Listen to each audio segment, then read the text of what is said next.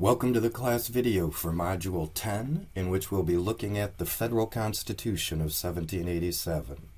We want to understand the Federal Constitution as a turning away from the principles of the Revolution and American civic culture being born in the tension between the principles of the Federal Constitution and the principles of the American Revolution. So we need to set the Constitution within the context of post-revolutionary Confederation politics. Then we'll turn to the text, and we'll dissect the Constitution from sort of three perspectives. First, we'll build the core model of the three branches, legislative, executive, and judicial, look at the primary offices and the modes by which they're either elected or appointed. And then we'll look at the relationship between the federal government and the state governments, this tiering or federal relationship between them. Finally, then, we'll turn to the Bill of Rights, set it within historical context, and try to understand what it reveals about contemporary fears or cautions about the structure of the 7 main articles.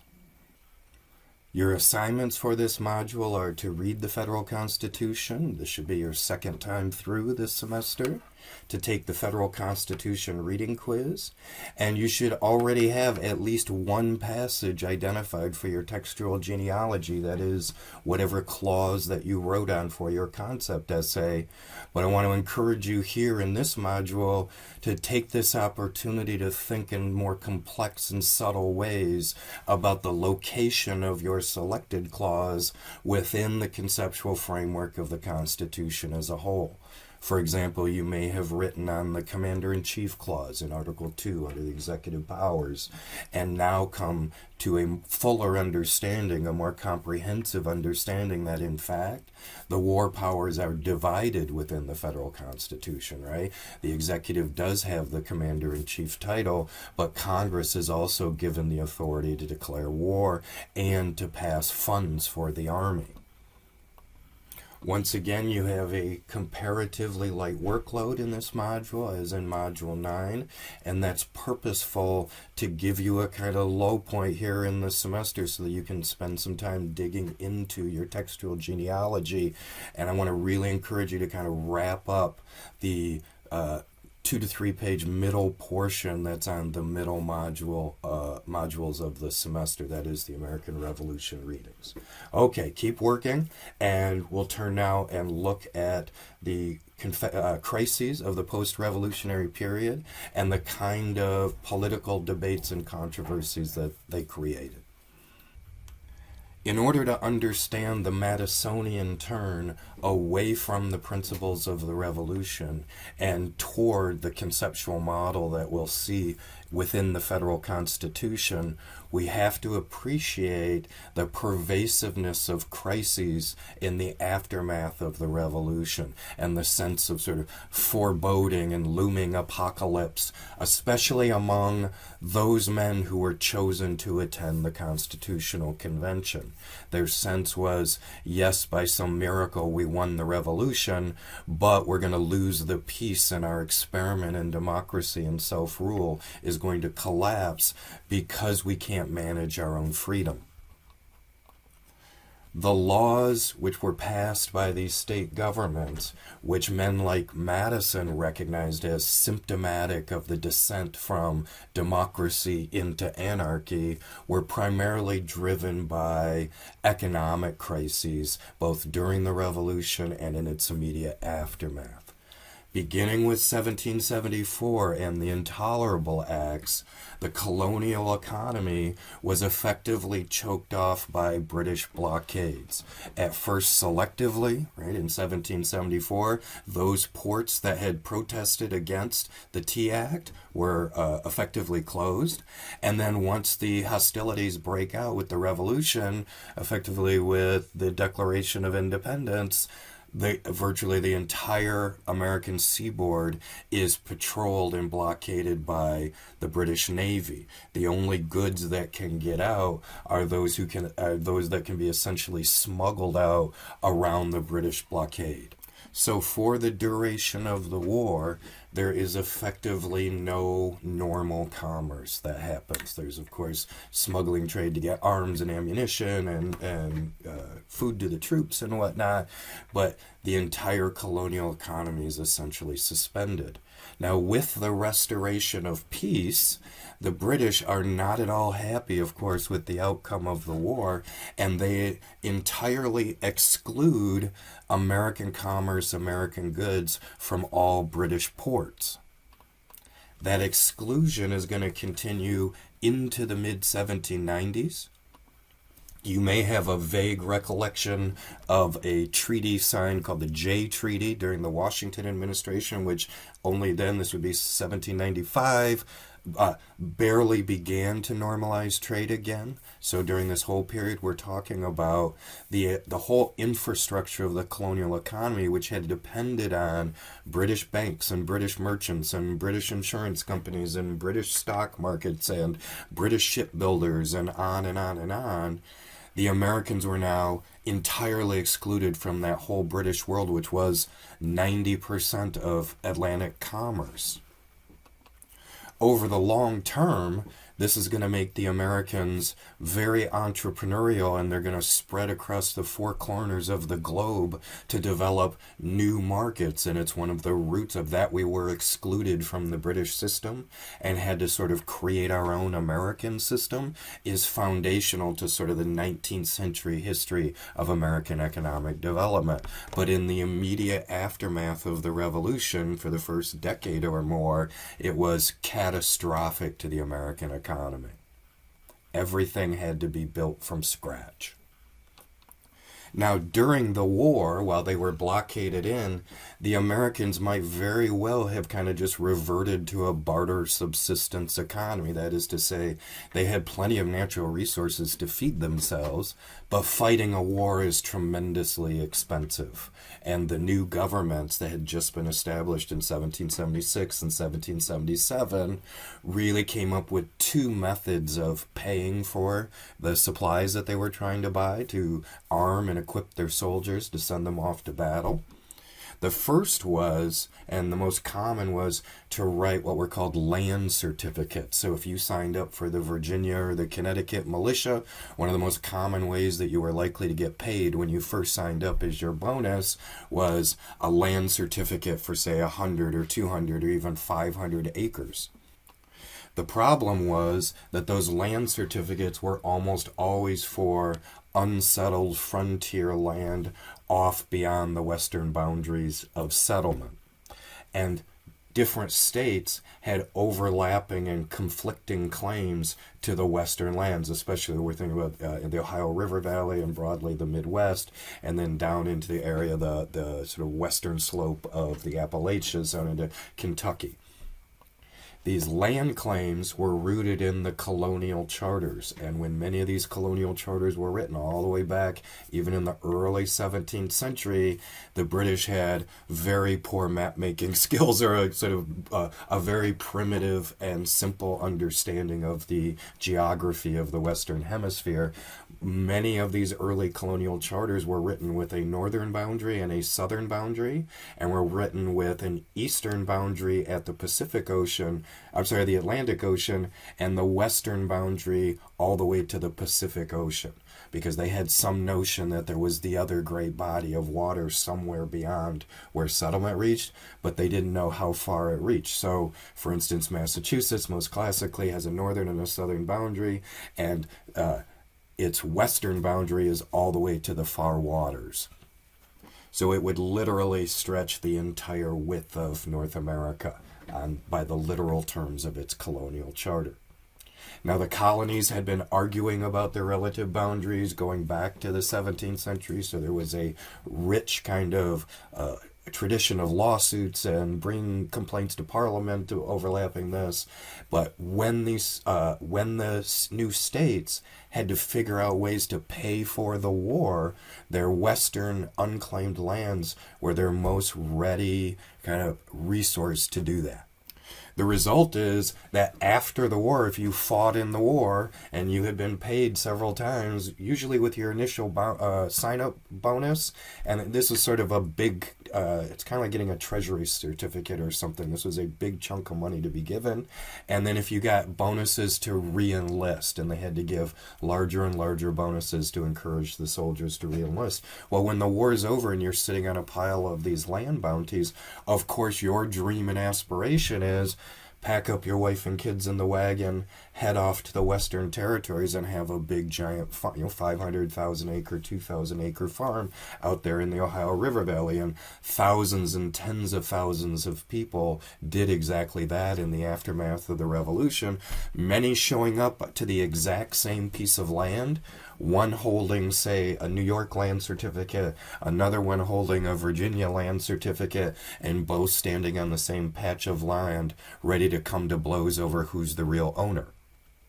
These disputes over Western land claims, because they were one of the two pillars of paying for the war, that is, these state governments had committed their, the honor of their sovereignty, they had placed behind these land bounties, and it was the one real piece of money, if you will, or capital that they could give to people. The lawsuits over these Western land claims became acute in the mid-1730s and was a major crisis. The other major way that the new states and the Continental Congress could pay for the war was simply by printing paper money.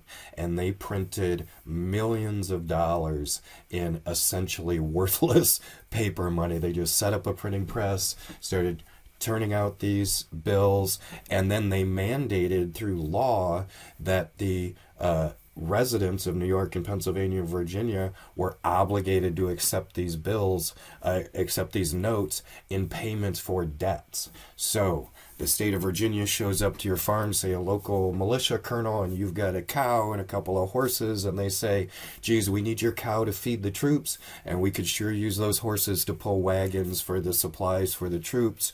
We're going to take your horse and cows, and here I'm going to give you $1,000 in Virginia notes.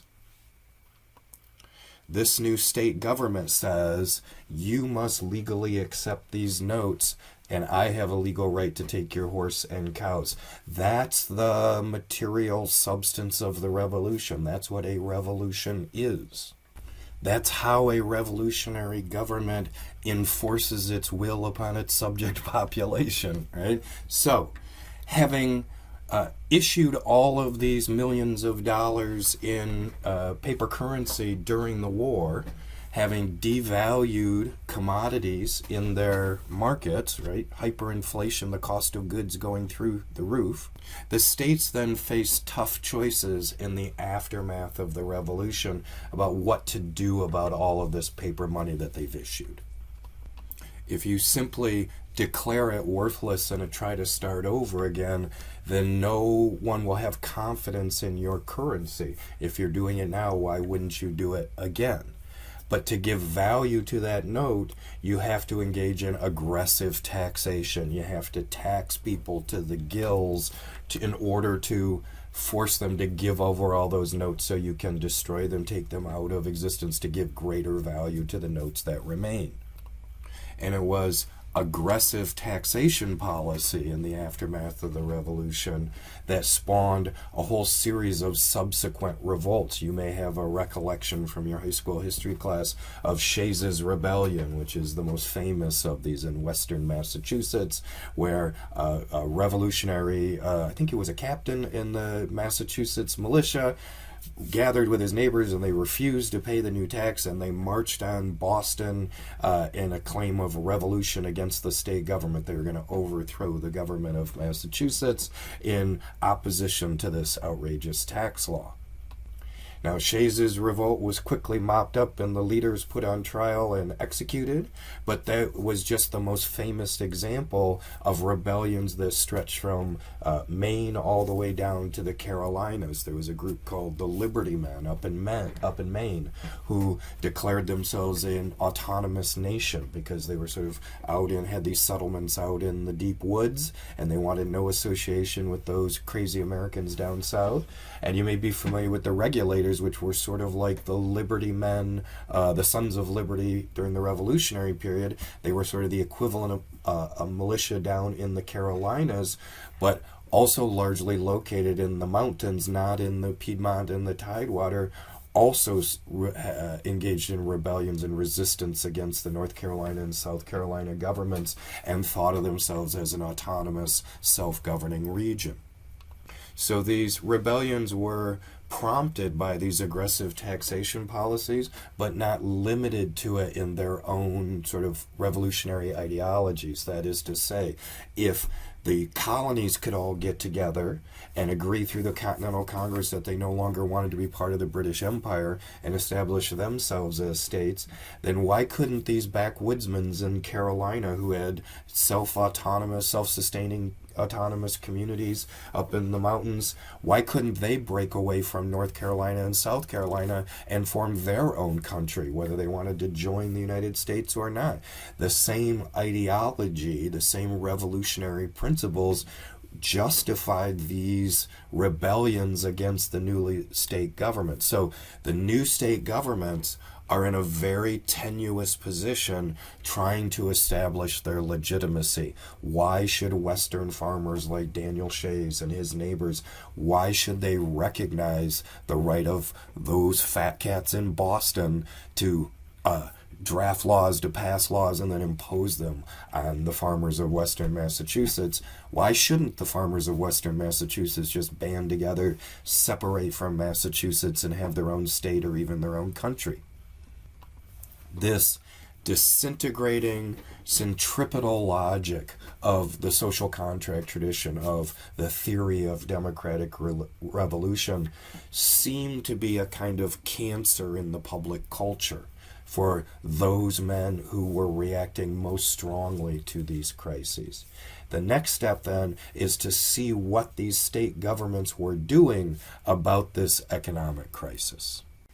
So the new state governments were in an awful trap, not unlike lots of post-revolutionary governments. They had to find a way to pay for the revolution, but the fiscally responsible steps to doing so would only make conditions worse for the people, ostensibly those on whose behalf the revolution had been conducted. So to enforce policies that harm the average person, the common man, is to appear to be anti-revolutionary, to be undoing the gains of the revolution. One of the most popular kind of iconic characters in the letter writing and the letters to the editor and debates in the newspapers of the period is the poor old revolutionary soldier who had, suffered through Valley Forge and taken a mini ball in the leg at Yorktown, and all this blood and sacrifice on behalf of the nation,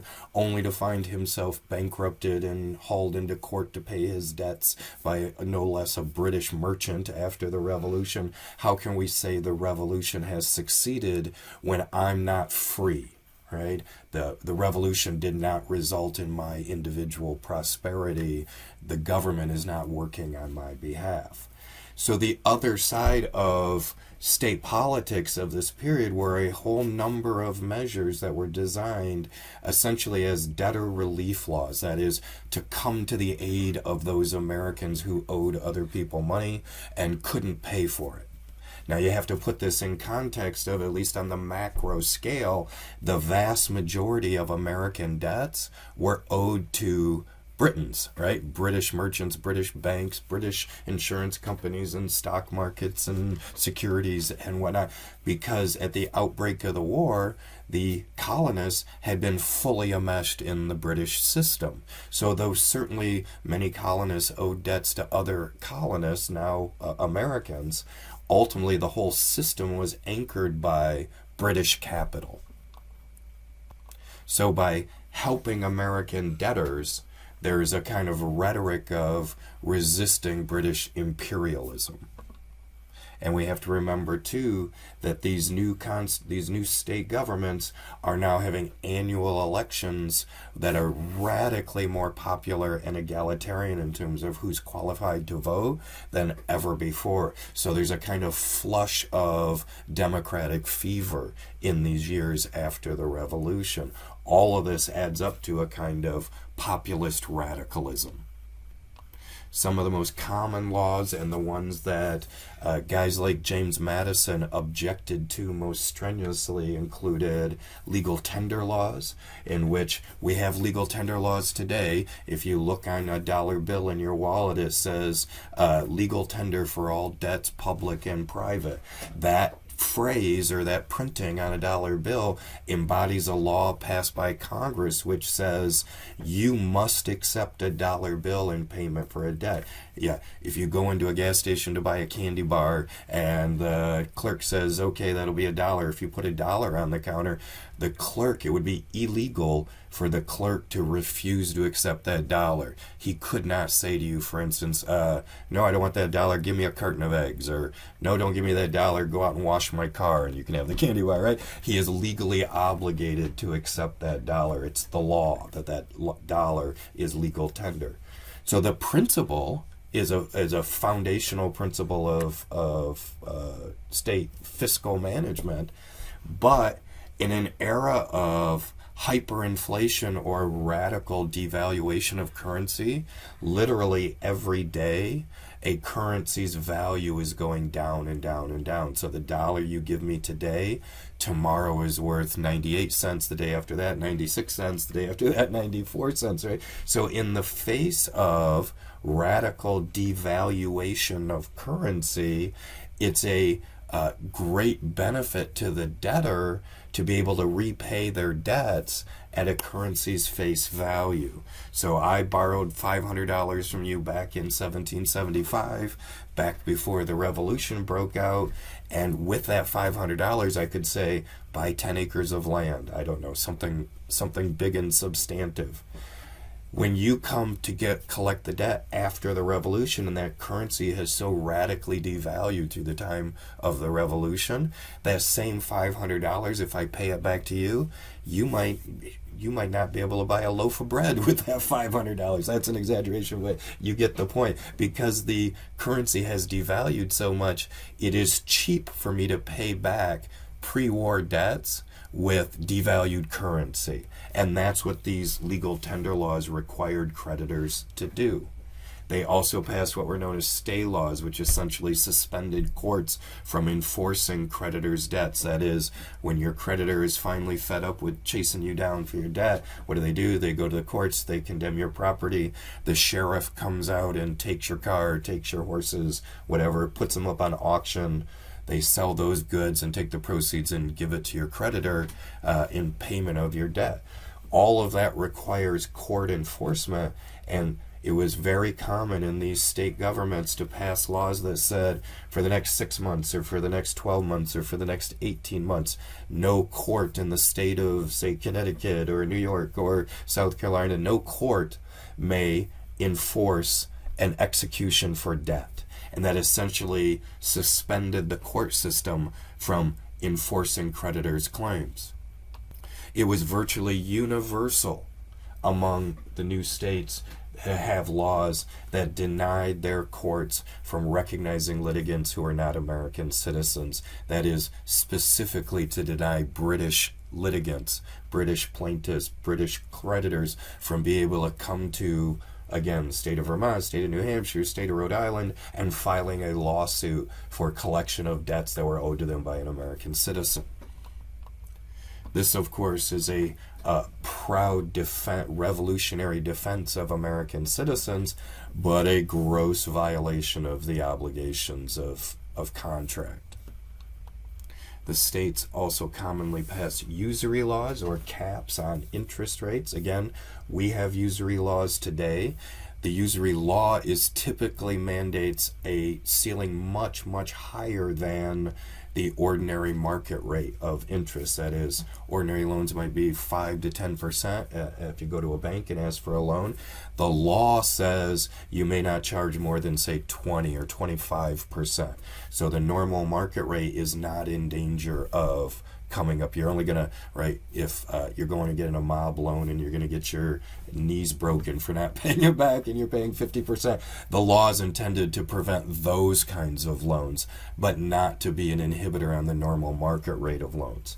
Here in the 1780s, these state governments were passing usury laws specifically intended to cap the interest rate below what the market was charging. You can imagine in this chaotic environment where currency is constantly devalued, I don't even know if I'm going to be able to sue you to be able to get my money back.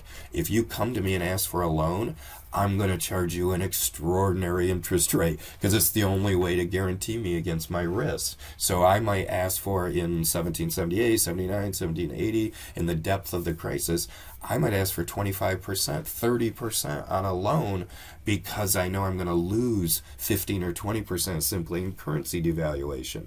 Well, these state laws were written specifically to prohibit that. They would cap interest rates at, say, 5%, 7%, 8%. What you might ideally hope would be a market rate, that's what the law tried to enforce.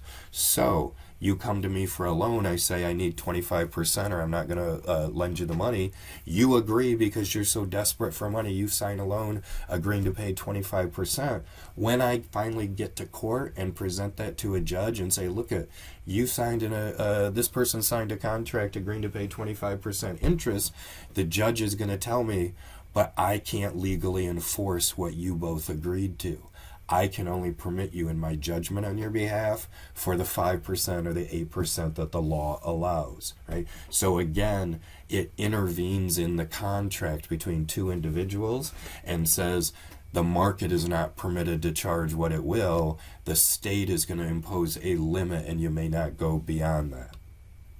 Finally, we've already mentioned the repeated issues of paper money, which simply deepened the crisis. It was a kind of temporary fix. It feels good, but ultimately what you're doing is, over the long term, lessening faith that the state government will ever actually pay back its debts with every new issue of paper money.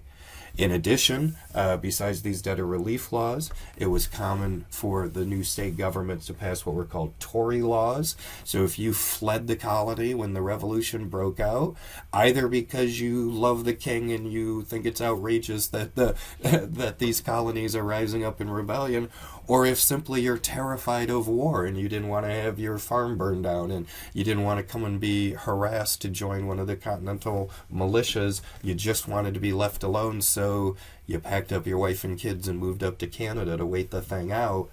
All of those people were lumped together. If you fled the colony, it was common for your property to be seized and any debts that you held on other Americans for those to be voided. Right, so it was especially targeted on those rich, snooty colonists who wouldn't mix with the rabble and fled to go back to Great Britain because they were loyal British subjects. It was particularly targeted at those people, but it affected everyone who fled because of the revolution.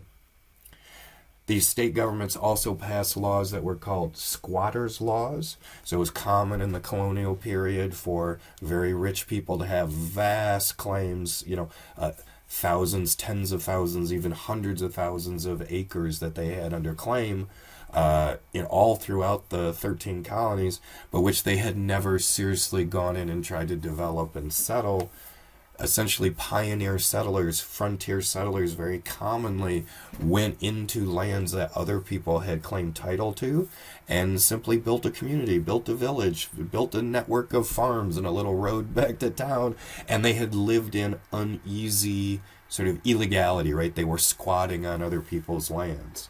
It was very common after the revolution for these state governments to simply declare those people in ownership of the land that they had settled on.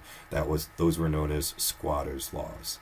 Finally, another source of conflict, another source of revenue, I should say, that state governments could turn to is to tax their neighboring states. That is to say, all the commerce that was coming into their own state from other states, they could place a tariff on it. And that was a way of generating revenue that they didn't have to tax their own citizens.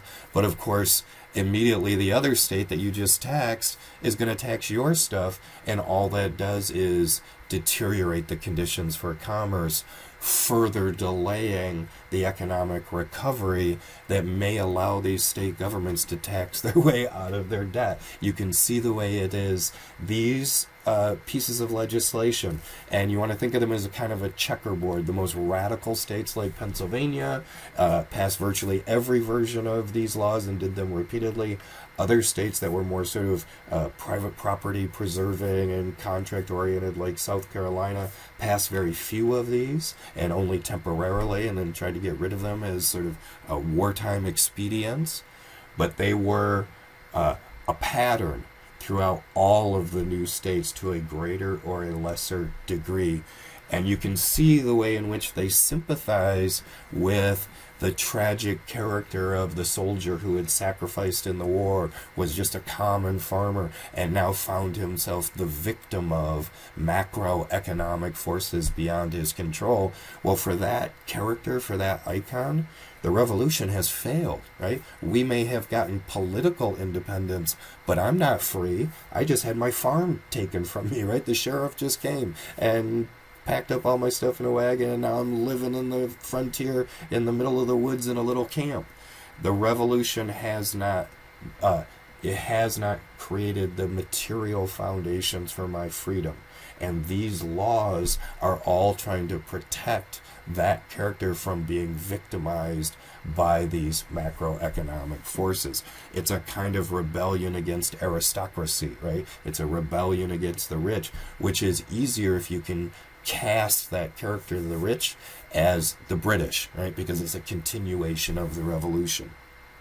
So in so many ways, these are popular laws, right? And you have to hang on to that to appreciate the radicalism of the federal Constitution.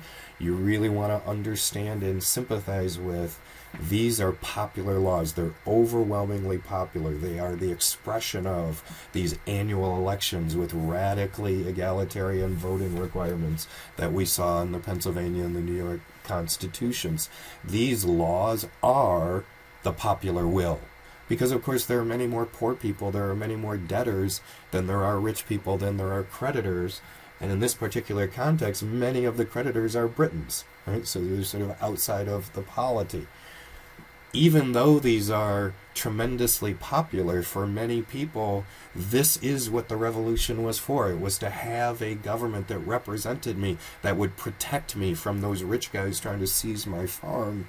It's against the backdrop of those overwhelmingly popular laws that then we appreciate the unique point of view of those men who were selected to come to Carpenter Hall in Philadelphia in the summer of 1787 to draft the federal Constitution. Overwhelmingly, these characters who show up, and we're going to read Madison's notes and be able to recognize a bunch of them by name, they tended to be politicians in their state governments who were in the minority of the politics of the Confederation period. That is to say, they tended to be politicians who looked at these laws and certainly voted against them when they came up before them and they had a chance to vote on them, but they perceived these laws as being radically or excessively democratic. They were too reflective of the popular will, which is not in itself a bad thing, but they could see that cumulatively these were an assault on property, an assault on the rights of contract, and so they undermined the very foundations of the economy that could potentially secure citizens' freedom and liberty. And so there's a paradox here. It's not a rejection of democracy, but an observation that democracy can be carried too far, that when it assaults fundamental rights, it undermines the capacity for freedom for everyone. In Aristotelian terms, right, guys like James Madison thought they understood exactly what they were seeing, that during the moment of the revolution, with under the pressure of crisis and being tyrannized by the British government, all of the Americans came together and they recognized the common good and they recognized that they had mutual obligations for their freedom, and so they banded together and sacrificed, and through that sacrifice they had the high moment of living in a democracy, right? It was a democracy, everyone got to participate, but everybody was focused on the common good, not their own good. But inevitably, right, as Aristotle had told us, as classical constitutional science has taught us, the democracy phase will inevitably descend into an anarchy phase. people will inevitably come to understand freedom as the right to do whatever they want, to do whatever's the best for themselves. But that's not freedom, that's anarchy, as Aristotle perceived it. This critical moment, right? This moment when the high watermark, the good phase of democracy is teetering on the brink of collapse down into anarchy, and you're anticipating it because Aristotle told you this is what's going to happen. And 2,000 years of political writers in the Western tradition have told you this is what happens to democracy, right? This tentative moment where you're watching the transition from one to the other is described by a famous historian in a famous book as the Machiavellian moment. And the crisis is, how can you prevent this descent, right? All the forces of history are compelling the Constitution to transition from a positive commonweal phase into a self-interested anarchy phase. What device can stop the wheels of history? How can we stay paused in the good phase and not descend into the anarchy phase? That's essentially an Aristotelian insight, but as we saw with John Adams in his defense of the constitutions, it's very difficult to make that argument consistent with natural law principles, that is, consistent with Locke's vision of natural law in the social contract tradition, right? That was what had made Adams's writing really so odious to people. He was right, castigating and disparaging common people, and he was elevating the elite, the rich, as uniquely virtuous. The challenge to the men who show up in the Federal Convention to draft the Federal Constitution is, how can we restore that essential Aristotelian insight, right? That physics that we think is so vital and out of whack in these state constitutions. How can we do that in a way that doesn't evoke what Adams evoked, a kind of admiration for and a restoration of aristocracy or a natural elite? How can we have Aristotelian checks and balances without having Aristotelian classes, right? Without it being designed primarily as a way of mediating the conflict between rich and poor. That is the great conceptual challenge before the delegates to the Federal Convention. And we're going to turn now to the text that they wrote for this module, and in the next module we'll actually look at them having the debates and trying to work through a couple of sections of the final text. So let's turn now in the next section of class and we'll look at the text of the Federal Constitution.